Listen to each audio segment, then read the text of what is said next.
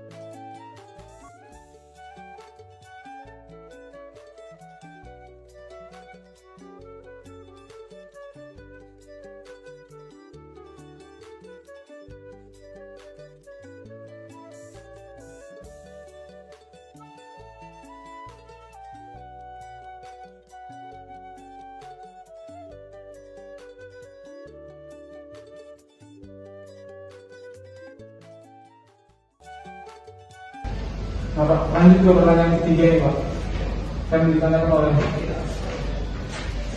Elsa Pak. Untuk serangkaian tahapan pembibitan di PTPN tadi nih Pak, gimana prosesnya? Lagi ini sebenarnya pembibitan cukup banyak yang harus kita jelaskan. Jadi di PTP 4 ini menggunakan sistem pembibitan yang double stage, di mana ada 2 tahap. Ada tahap pre-nursery dan yang tahap kedua adalah tahap mid-nursery. Nah, pre-nursery ini gimana sih Pak? Nah, kita bisa bertanya situ kan. Pre-nursery ini adalah kita menanam kecambah kelapa sawit pada polybag kecil, polybag dengan ukuran yang saya lihat dulu ya. Kurang lebih dia 22 x 14 cm selama 3 bulan.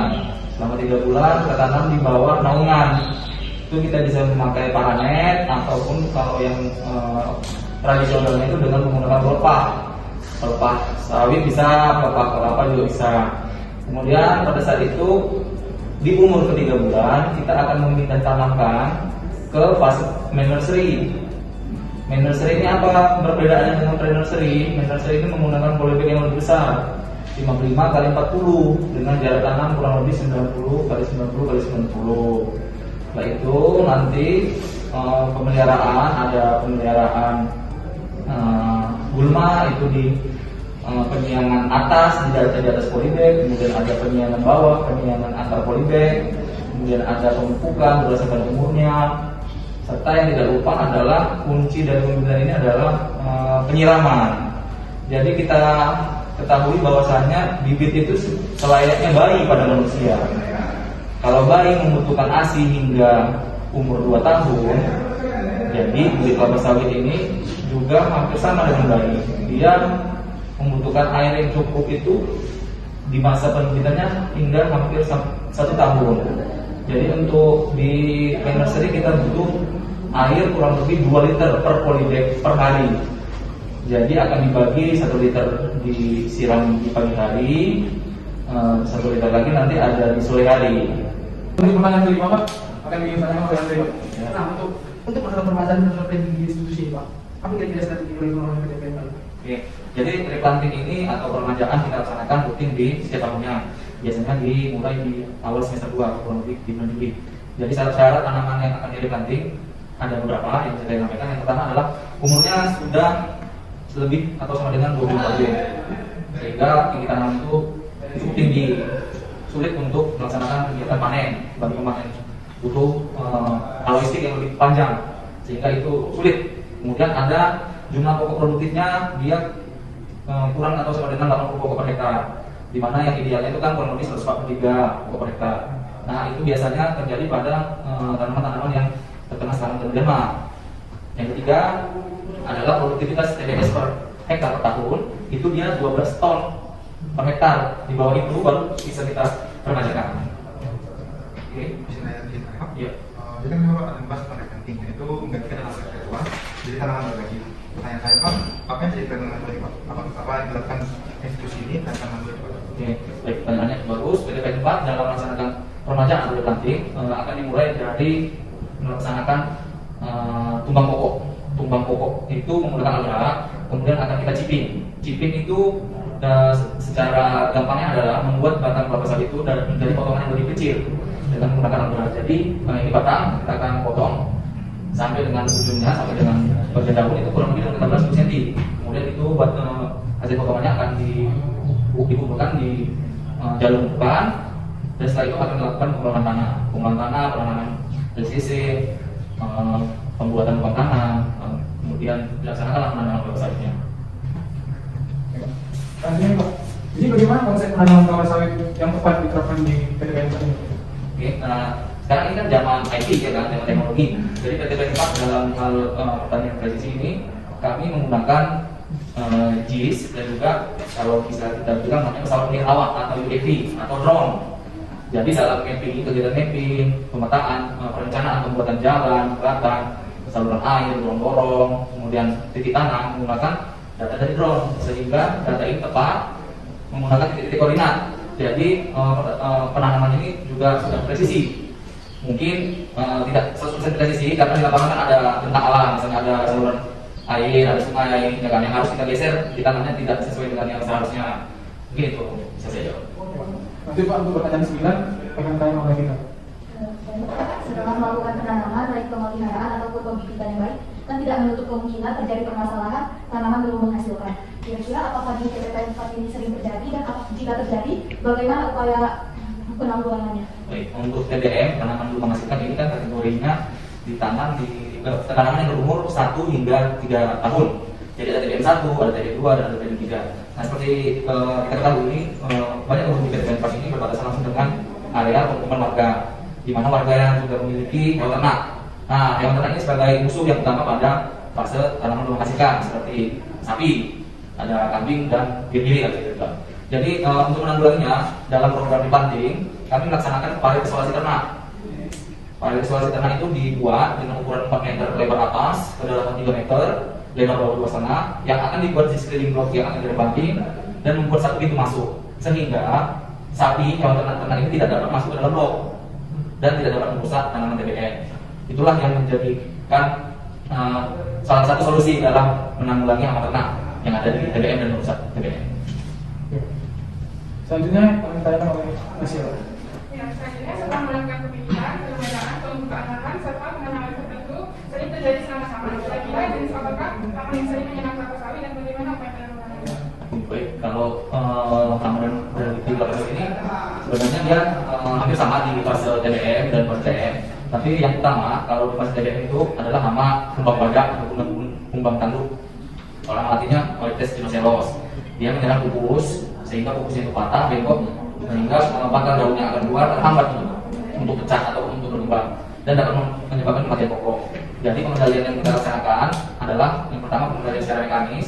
Kita kutip larva yang ada di dalam mati. Pengendalian secara kimiawi kita menggunakan insektisida berbahan aktif sipermetrin dengan rotasi 10 hari sekali untuk fase TBM. Nah, kalau untuk ulat kemakan daun kelapa sawit yang biasa menyerang kelapa sawit itu ulat api, ulat kantong, dan ulat bulu. Nah, kalau untuk di sini yang lebih sering adalah serangan ulat kantong dengan jenis Marcella corbeti, Metisaplana, dan Pneumoma pendula. Itu yang kita laksanakan pengendaliannya adalah dengan cara injeksi batang. Injeksi batang adalah dengan perlakuan mengebor batang kelapa sawit, kemudian menginjeksikan insektisida berbahan aktif asefat, sehingga bahan aktif asefat ini akan masuk ke seluruh jaringan tanaman, ditransport dari silem ke flower, sehingga bahan asefat ini sudah berada di daun kurang lebih 7 hari. Ketika ulatnya itu makan, dia akan racunan. Nah, itu untuk hama yang ada di TBM maupun TM. Jadi kan kalau tadi penggunaan insektisida asefat ini ada kira-kira yang mesti dijalankan untuk kelapa sawit. Kemudian yang kita respon kira-kira. Tapi Pak, saya ingin tanya Pak, apakah ada dampak negatif terhadap produksi kelapa sawit?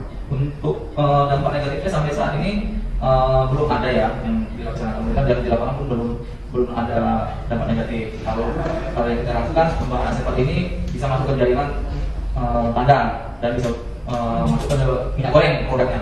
Namun untuk sampai saat ini juga belum pernah ditemukan kontaminasi asefat di kandang korsida. Jadi belum ada pengaruh negatifnya. Iya, intensitasnya mungkin itu bisa kita bilang paling sering itu 2 tahun sekali. Itu pun kan tergantung serangannya.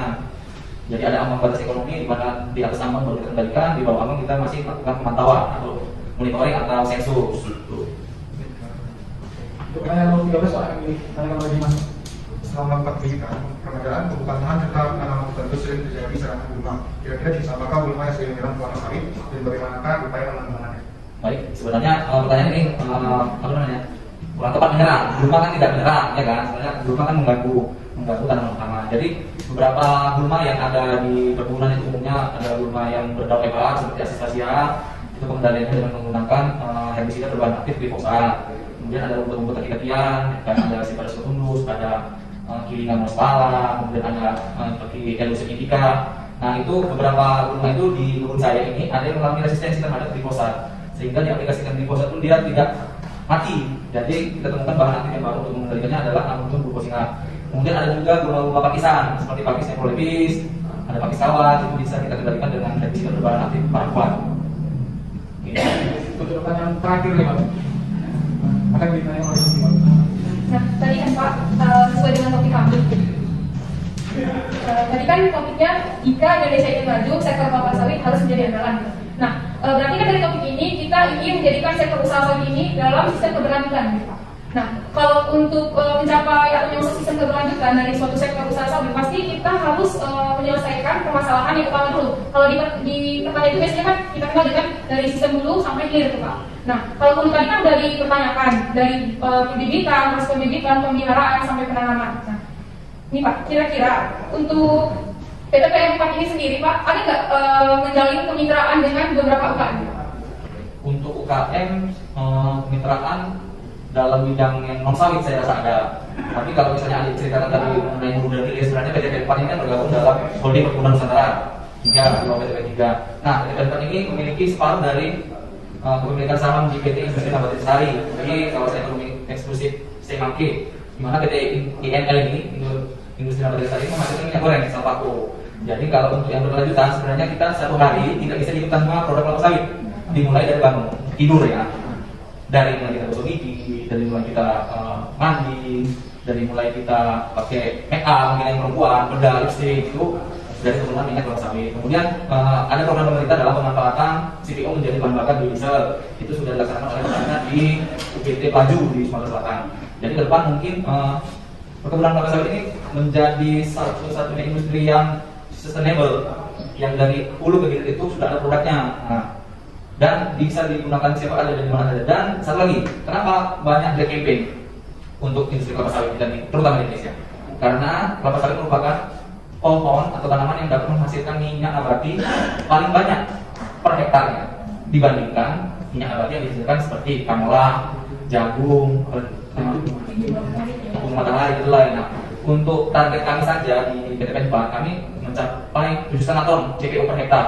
Jadi itu mungkin dibandingkan dengan yang lain itu sudah 7 hingga 8 kalinya, sehingga mereka menganggap sawit ini menjadi saing bisnis. Muncullah black campaign itu. Tapi industri sawit tidak akan kita diam karena sudah ada lembaga seperti RSPO dan ISPO mengatur bagaimana keberlanjutan industri sawit ini akan meningkat. Semua perusahaan kelapa sawit akan mengacu pada standar-standar itu untuk memenuhinya, sehingga industri ini akan sustainable dari sekarang hingga nantinya. Nah, kemudian Pak, untuk PT Penpa ini kan ada sektor industri dan ada sektor ini kan, apakah ada dari kerjasama dari untuk pendidikannya ini PT Penpa adakah kerjasama dengan beberapa PPKS Pak? Oke, dalam artian itu ini ya, di tempat saya Balai Kelapa Sawit ini merupakan kerjasama operasi antara PT Perkebunan Nusantara 4 dan Pusat Penelitian Kelapa Sawit, ya kan? Jadi di mana material genetik ini merupakan kekayaan intelektualnya PPKS, namun ditanam di sini, dikelola di sini, dan menjadi satu aset biologis. Kedepannya akan juga dihasilkan varietas-varietas baru karena kita mengintroduksi varietas-varietas dari originnya, dari asal kelapa sawit itu Afrika.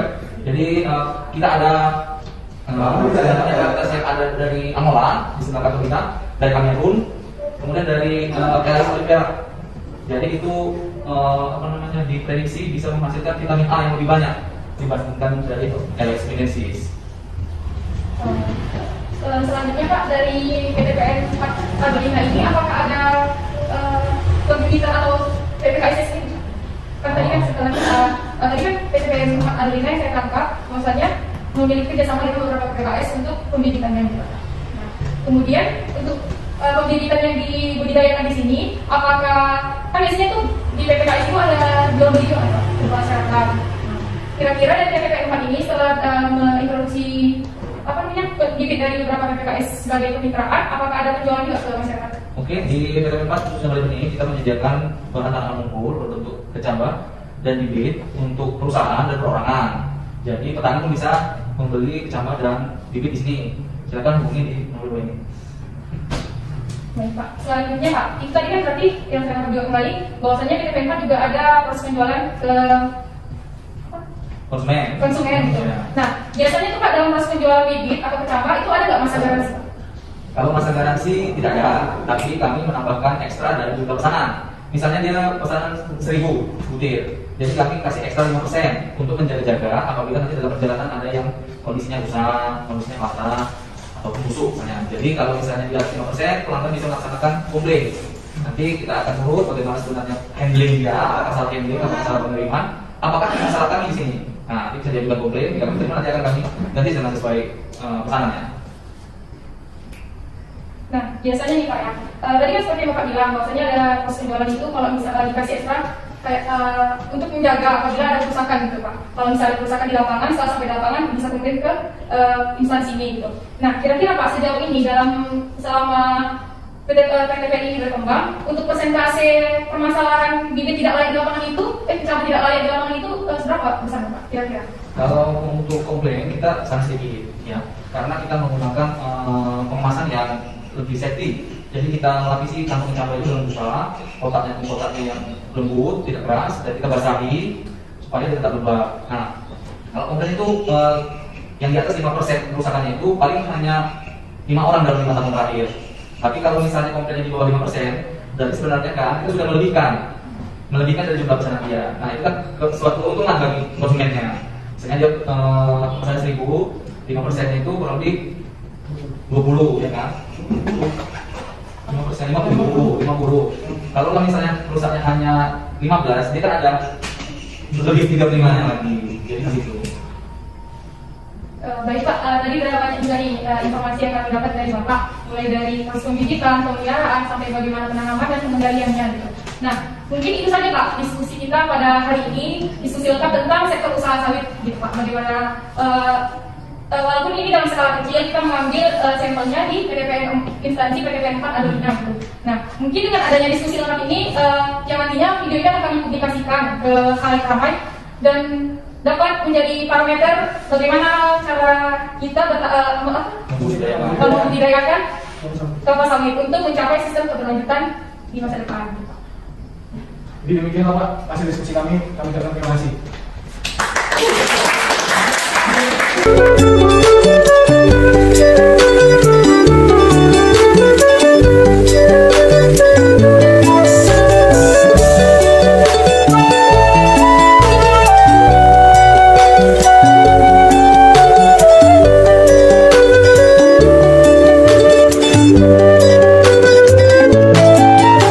Siang Pak, kami dari Universitas Sumatera Utara ingin bertanya-tanya seputar perkebunan sawit Pak. Jadi sebelumnya Pak, kalau boleh tahu nama Bapak siapa? Nama saya Pak Turiman, kerja di bagian laboratorium IKS Adolina. Jadi Pak, ada beberapa pertanyaan yang ingin kami tanyakan ke Bapak. Begini Pak, kan topik yang kami ambil kan tadi jika Indonesia ingin maju, sektor kelapa sawit harus menjadi andalan. Nah, tadi kan sebelumnya kami sudah memulai kalau misalnya untuk menyongsong suatu sistem keberlanjutan, otomatis kita harus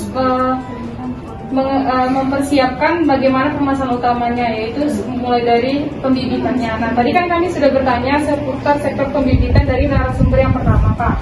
Nah, kemudian setelah pembibitan kita akan memasuki materi tentang proses pengolahan dari kelapa sawit ini Pak gitu. Nah, jadi di sini karena Bapak sebagai narasumber kedua yang kami rasa mungkin sangat kompeten untuk proses pengolahan kelapa sawit karena sesuai dengan eksistensi dari pekerjaan Bapak gitu. Nah, kan tadi Pak setelah TBS tadi kelapa sawit dipanen, kemudian kan dari proses pengolahan itu dihasilkan TBS kan Pak. Nah, setelah dihasilkan TBS kemudian kan masuk di sektor industri itu. Nah, kemudian setelah itu Pak dari itu kan tadi kan teknik pengolahan dari sektor industri itu untuk yang paling utama dari setelah pemanen tadi itu pemanenan TBS itu diapakan Pak dari sektor industri itu? Dari awal saya jelaskan ya, ini TBS yang dari lapangan masuk ke dalam pabrik. Itu di pabrik itu ada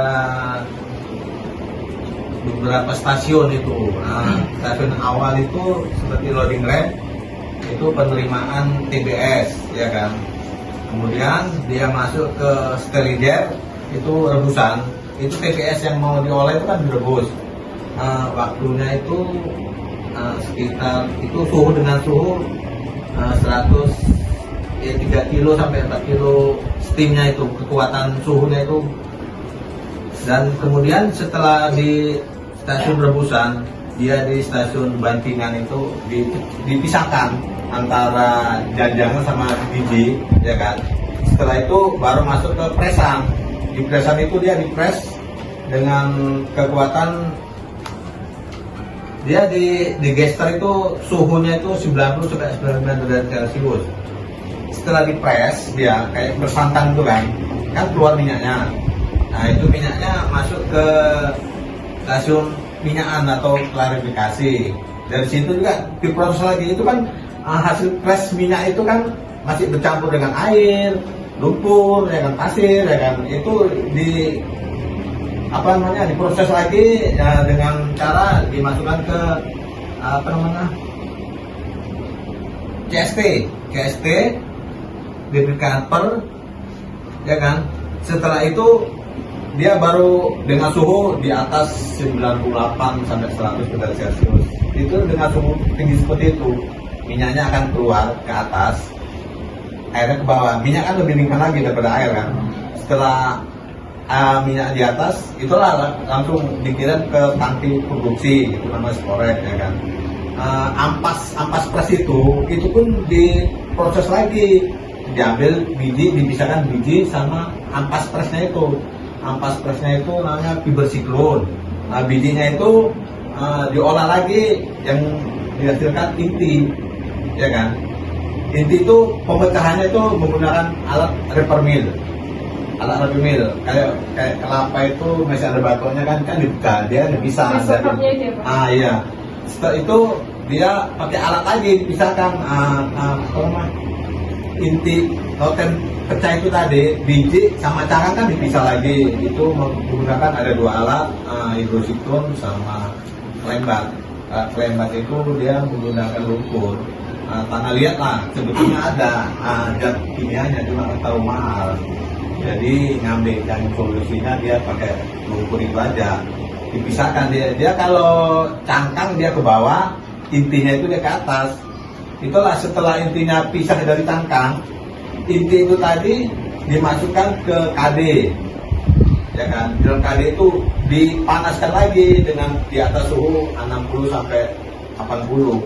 Setelah intinya itu masak, itulah yang bisa dimasak, diproses kembali jadi minyak KKO. Kalau inti itu minyak KKO, kalau CPO TBS itu CPO namanya. Itulah dipres betul. Tadi kan Pak yang Bapak jelaskan, bahwasannya kan tadi kan dari sektor industri ngambil TBS, kemudian itu ada disortasi lagi kan Pak. Iya. Kemudian tadi ada di Adolina sendiri nih Pak. Kalau yang tadi berdasarkan yang Bapak bilang tadi itu kan, kalau dari mesorapnya itu dihasilkan KKO ya Pak. Iya. Nah, kalau dari cangkangnya itu CPO ya Pak. Iya, fiber ampas TBS itulah CPO. Kalau dari intinya dimasak lagi itu dari KKO. Adanya di Batu itu pabriknya. Kalau pabrik inti KKO. Iya tebing. Jadi Pak kan, tadi kan ada Bapak bilang ampas press gitu Pak kan? Iya. Nah jadi itu sisa ampas pressnya itu disimpan kan? Itu untuk bahan bakar. Oh itu bahan bakar. Bahan bakarnya itu kan pakai istilahnya boiler ketel lah kalau orang bilang kan. Itu bahan bakarnya itu ampas press itu tadi sama cangkang. Cangkang yang noten tadi itu kan namanya noten yang isi dijutu. Udah dipecah, terus cangkangnya intinya itu yang dimasak, yang menjadi inti masak di batu itu tadi. Itu cangkang sama ampas itu untuk bahan bakar. Jadi kan nggak gunakan yang lain-lain. Itu bahan bakarnya. Terus kan Pak tadi dari serangkaian proses pengolahan minyak tadi, itu kan tentu ada limbahnya Pak. Ada. Ya, dari Adolina ini Pak, ada nggak suatu proses pengolahan dalam sisa limbah tadi Pak? Ada sisa minyak sisa yang air pisahan minyak sama air tadi itu kan di limbah, dia ada prosesnya itu, dia ada 1, 2, 3 kolam. Bukunya nggak ada pula itu. Bapak lengkap buku masalah IPAL karena Bapak dulu tuh pelajar masalah IPAL. Itu ada 3. Kalian ada waktu kan ada nampak di grafik ini. Ada kan? SMA tahu. Kalian lurus itu ada kolam limbah. Enggak masalah kalau kalian waktu ada waktu kalian tanya aja, kan ada petugasnya di situ. Itu proses pertama di kolam pertama ya kan. Setelah itu masuk kolam kedua itu ada bakteri itu model. Orang limbah itu lebih paham. Itu sebetulnya kalau pabrik sawit itu pengolahan limbah itu di sini masih 4 ya kan. Itu yang 4 yang terakhir itu dibuang ke lapangan. Cuma dia secara limbah kelapa sawit ini dia harus memulai proses itu dibuang ke lapangan, itu udah bisa digunakan untuk masyarakat tempat, bisa untuk tumbuhan ya kan. Itu biasa seperti itu, tapi kenyataan kan kadang kayak mana dibilang ya, kalau di Adolina ini masih 4 kolamnya, memang seperti itu. Memang standarnya itu 6 kolam itu. Kolam 1 pertama masuk ke kolam pertama, sisanya baru kedua, 3 ke 5 ke 6 itu udah bisa bebas lah di kena tanaman pun nggak akan mati, ikan pun masih bisa hidup. Cuma kan kalau dia 1, 2, 3 kan masih berbahaya itu zat bakterinya. Ini Pak, selanjutnya Pak. Kalau boleh kami tahu nih Pak, dari instansi Adolina ini sendiri dia hanya menghasilkan minyak mentah aja atau langsung ada proses produksi ini turunannya Pak? Nggak ada. Kalau untuk Adolina dia cuma minyak mentah aja, itu ya CPO tadi. Setelah itu kami jual lah CPO itu tadi. Ya nanti pabrik yang lain lah yang mengelola itu jadi yang tadi saya jelaskan, jadi minyak makan, jadi blue band, jadi sabun, macam lah itu turunannya. Saya pun kurang paham itu. Kalau Adolina cuma produksi CPO sama inti aja. Enggak, kakao beda lagi. Kakao di Pabatu cuma inti, CPO sama inti. Ya, kalau intinya itu ada sendiri pabriknya itu. Ya sama juga, di press juga itu. Itu ampasnya itu nggak bisa untuk makan ternak. Ini Pak, kalau seputar ini kan biasanya kan dari tadi kan ada proses distilasi dari ini kaitan dari tukang pemilihan. Nah, biasanya Pak minyak yang dihasilkan tadi dari proses pemurnian tadi itu Pak ada nggak diuji lab lagi? Ada. Nah, ini bentar ya Pak. Terus ini berdasarkan ada permasalahan di tahun 2011 kalau saya nggak salah Pak. Ada Eropa itu kan mencekal sawit kita Pak. Iya. Nah, karena mereka menganggap bahwasannya residu dari kelapa sawit kita itu sangat besar pelepasan CO2-nya Pak. Nah mereka kemarin itu kan mencekal, sekarang sudah kembali memfollow up lagi kelapa sawit dari Indonesia gitu. Dengan adanya perjanjian bahwasannya agar lebih ramah lingkungan. Nah biasanya nih Pak di proses pengujian lab di instansi Adolina ini ada nggak permasalahan yang sesuai dengan yang tadi saya bilang itu? Ada dengan hasil dari minyak yang tadi dari ketel tadi itu di hasil uji lab kan ternyata permasalahannya kadar dari pelepasan CO2 itu sangat besar. Sejauh ini ada nggak Pak? Sejauh ini kami uji minyak CPO ini hanya ALB, kadar asam, kadar air, sama kadar kotoran. Kalau masalah yang adik bilang tadi mana uji CO2-nya itu pabrik minyak lain sendiri. Kami hanya CPO yang kami periksa itu hanya itu tadi ALB, kadar air, kadar kotoran, cuma itu aja. Masalah yang adik bilang tadi itu pabrik sawit, pabrik minyak kelapa sawit yang memang dia produksi minyak kayak Bimoli, Simas, itu situ. Kalau masalah itu, kalau kami nggak ada. Ujinya saya cuma itu aja, ALB, kadar air, kadar kotoran. Berarti Pak, kalau untuk tadi kan di hasil uji lab di instansi yang diadakan Adolina ini dia hanya analisis dari kadar asamnya, terus kadar kotorannya. Nah, kira-kira Pak parameter apa yang diterapkan dari Adolina ini untuk maksudnya sesuai standar untuk dilepas gitu Pak, untuk dijual ke lapangan gitu? Ada. Kalau dia ALB itu dia minimal 5% kadar asamnya. Kalau kadar kotoran dia 0,20, kalau kadar air 0,150. Dia kalau lebih dari 0,150 berarti kurang bagus minyaknya. ALB juga gitu, kalau di atas, karena minimal standar kami 5, kalau di atas 6 berarti nggak bagus. Itu aja. Cuma kami rata-rata kalau TBS olah baru dia antara 2,80 sampai 3,50 kadar ALB-nya, nggak gini. Kecuali kalau memang dia buah lama, dia buah busuk lah, buah restan. Nah, buah restan dia mau mendekati 4 sampai 5. Apalagi restannya udah sampai 3-4 hari, itu kadar asamnya lebih tinggi.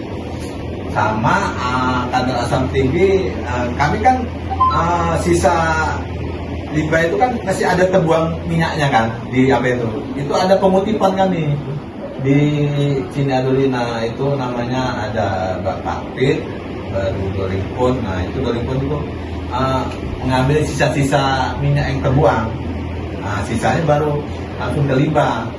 Cuman kan istilahnya kan nggak mungkin murni semua bisa terkutip, pasti kan ada yang lewat. ya kan? Nah itu, yang lewat itulah kadar asamnya pernah kami periksa di atas 9 sampai 10, kadang ada yang 12. Itu yang sisa, minyak sisa yang lewat ke limbah, itu kami periksa di situ kadar asamnya antara 9 sampai 12. Tapi kalau memang TBS yang kami olah, apalagi TBS buah baru kan buah segar, itu ya sekitar 280 sampai 360 itu.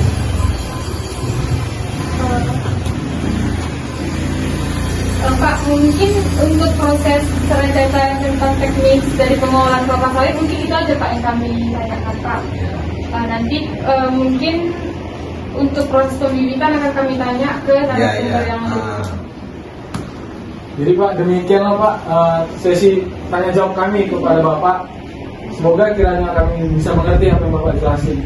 Terima kasih Pak ya. Ya sama-sama.